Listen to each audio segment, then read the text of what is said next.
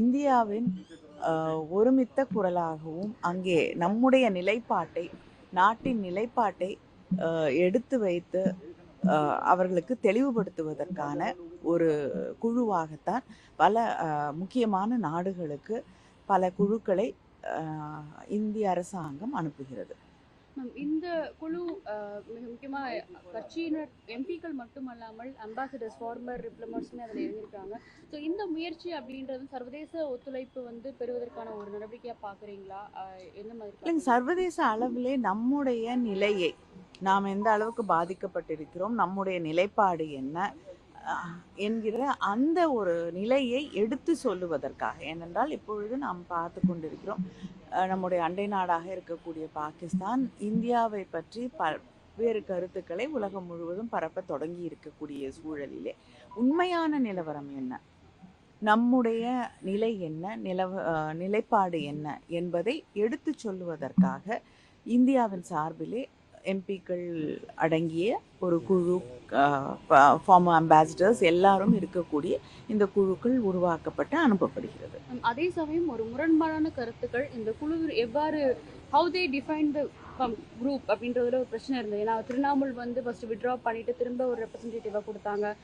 காங்கிரஸ்மே எங்களுடைய அந்த ரெக்கமெண்டேஷன்ஸ் அவங்க எடுத்துக்கலான்ற ஒரு குற்றச்சாட்டு ஜெயராம் ரமேஷ் வச்சார் இல்லையா? ஸோ அதை நீங்கள் இல்லைங்க, இதெல்லாம் யார் போகிறது, யார் போகாம இருக்கிறது, யாரை அந்த கட்சி அனுப்புகிறது அப்படிங்கிற சில கருத்து வேறுபாடுகள் இருந்திருக்கலாம். ஆனால் ஒன்று, அடிப்படையான ஒன்று, நாம் இந்த நாட்டை பிரதிநிதித்துவப்படுத்துவதற்காக அதன் பிரதிநிதிகளாக நாம் செல்கிறோம். We are going as Indians. We are not here to talk about conflicts or difference of opinions. We all care about the country. நாட்டை பற்றி அத்தனை பேருக்கும் அக்கறை இருக்கிறது. நாம் பார்த்தோம், அப்பொழுது பிரச்சனைகள் நடந்து கொண்டிருந்த கூடிய ஒரு நேரத்திலே ஒரு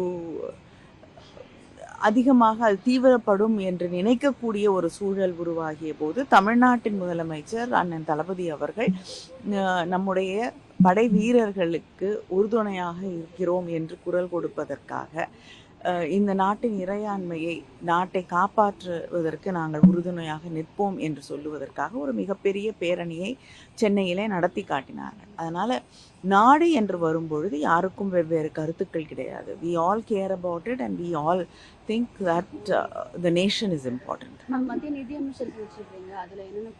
இல்லை, நான் நிதியமைச்சர் அவர்களை சந்தித்தது என்னுடைய தொகுதியில் சார்பாக சந்தித்தேன். அதற்கும் இந்த குழுவிற்கும் எந்த இதுவும் கிடையாது.